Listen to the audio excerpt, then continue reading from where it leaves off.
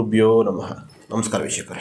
ದೈವಶಕ್ತಿ ಕಾರ್ಯಕ್ರಮದ ಇಂದಿನ ಸಂಚಿಕೆಯಲ್ಲಿ ಸಂತಾನ ಪ್ರಾಪ್ತಿಗೆ ಯಾವ ದೇವರನ್ನು ಪೂಜೆ ಮಾಡಬೇಕು ಎಂಬುದರ ಬಗ್ಗೆ ಇಂದಿನ ಸಂಚಿಕೆಯಲ್ಲಿ ತಿಳಿಸ್ತಾ ಇದ್ದೀನಿ. ಮೊದಲಿಗೆ ಸಂತಾನ ಪ್ರಾಪ್ತಿ ಆಗದೇ ಇರಲು ಮುಖ್ಯ ಕಾರಣಗಳು ಏನು ಎಂಬುದರ ಬಗ್ಗೆ ತಿಳಿಯೋಣ.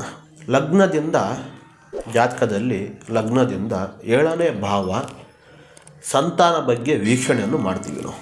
ಆ ಮನೆಯಲ್ಲಿ ಅಂದರೆ 7ನೇ ಮನೆಯಲ್ಲಿ ಬುಧ ಗ್ರಹ ಅಥವಾ ಬುಧ ಗ್ರಹಗಳೊಂದಿಗೆ ಪಾಪಗ್ರಹಗಳು ಏನಾದರೂ ನೆಲೆಸಿದ್ದಲ್ಲಿ ಸಂತಾನಹೀನತೆ ಆಗುತ್ತೆ ಎಂಬುದು ಹೇಳಬಹುದು. ಒಂದು ವೇಳೆ ಸಂತಾನ ಆದರೂ ಕೂಡ ನಿಮಗೆ ದಕ್ಕುವುದಿಲ್ಲ, ಅಂದರೆ ಅಬಾರ್ಷನ್ಗಳು ಆಗುವಂಥದ್ದು, ಈ ಥರ ಆಗುವಂಥ ಕೆಲವು ಸಂದರ್ಭಗಳು ಇರುತ್ತೆ. ಇದು ಹೆಣ್ಣಿನ ಜಾತಕದಲ್ಲಿ ಆಗಿರುತ್ತೆ.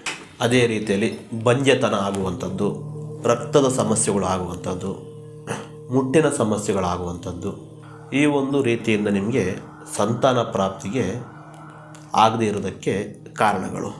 ಹಾಗೆ ಗಂಡು ಮಕ್ಕಳಲ್ಲೂ ಕೂಡ ನರ ದೌರ್ಬಲ್ಯಗಳು ಆಗುವಂಥದ್ದು, ರಕ್ತಹೀನತೆಗಳು ಆಗುವಂಥದ್ದು, ಈ ಕಾರಣದಿಂದಲೂ ಕೂಡ ಗಂಡಿನ ಜಾತಕದಲ್ಲೂ ಈ ಥರ ಸಮಸ್ಯೆ ಇದ್ದರೂ ಕೂಡ ಗಂಡನಲ್ಲಿ ಪ್ರಾಬ್ಲಮ್ ಆಗಿರುತ್ತೆ. ಹೆಣ್ಣಿನ ಜಾತಕದಲ್ಲಿ ಈ ಥರ ಸಮಸ್ಯೆಗಳಿದ್ದರೆ ಹೆಣ್ಣಿನ ಜಾತಕದಲ್ಲಿ ಸಮಸ್ಯೆಗಳು ಆಗ್ತಾ ಇರುತ್ತೆ.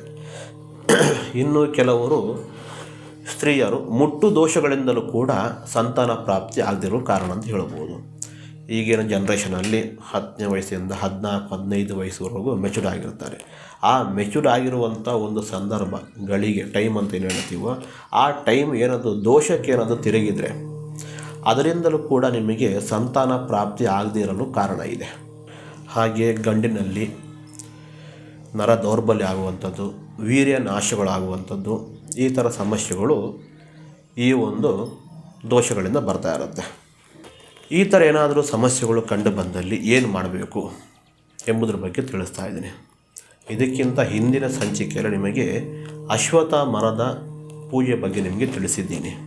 ಅದೇ ಪೂಜೆಯನ್ನು ನೀವು ಮಾಡಿದ್ದೇ ಆದರೆ ಖಂಡಿತವಾಗಿ ಈ ಸಮಸ್ಯೆಗೆ ನಿಮಗೆ ಪೂರ್ಣ ರೀತಿಯಲ್ಲಿ ಫಲ ಸಿಗುತ್ತೆ. ಈ ರೀತಿಯಿಂದ ನಾವು ಹೇಳಿದ ಈ ಲಗ್ನ ಭಾವದಿಂದ ಗಂಡಿನಲ್ಲಿ ಮತ್ತು ಹೆಣ್ಣಿನಲ್ಲಿ ಯಾವ್ಯಾವ ರೀತಿಯಲ್ಲಿ ಸಮಸ್ಯೆ ಬರುತ್ತೆ ಎಂಬುದರ ಬಗ್ಗೆ ತಿಳಿಸಿದ್ದೇನೆ. ನಿಮಗೆ ಇದರ ಬಗ್ಗೆ ಏನಾದರೂ ಡೌಟ್ಗಳಿದ್ದಾರೆ, ನಿಮಗೆ ಅಭಿಪ್ರಾಯಗಳು ಏನಾಗಿದ್ದರೆ ನಮಗೆ ನೇರವಾಗಿ ಫೋನ್ ಮಾಡಿ ತಿಳಿಸಿ, ಅಥವಾ ನೇರವಾಗಿ ಸಹ ಭೇಟಿ ಆಗ್ಬೋದು. ವಿಷಯಗಳನ್ನು ತಿಳಿಸಿದ್ದಲ್ಲಿ ನಿಮ್ಮ ಸಮಸ್ಯೆಗಳಿಗೆ ಸಂಪೂರ್ಣವಾಗಿ ಶೋಧನೆಯನ್ನು ಮಾಡಿ ಪರಿಶೀಲನೆಯನ್ನು ಮಾಡಿ ಅದಕ್ಕೆ ಮೂಲವಾದ ಪರಿಹಾರವನ್ನು ನೋಡಿಕೊಂಡು ಉತ್ತಮ ರೀತಿಯಲ್ಲಿ ನಿಮಗೆ ಅನುಕೂಲ ಆಗೋ ರೀತಿಯಲ್ಲಿ ಪೂಜಾ ಪರಿಹಾರ ಮಾಡಿ ಈ ಸಮಸ್ಯೆಯಿಂದ ಹೊರಡೆ ಬರೋ ರೀತಿಯಲ್ಲಿ ಮಾಡಿಕೊಡುತ್ತೇವೆ. ಧನ್ಯವಾದಗಳು.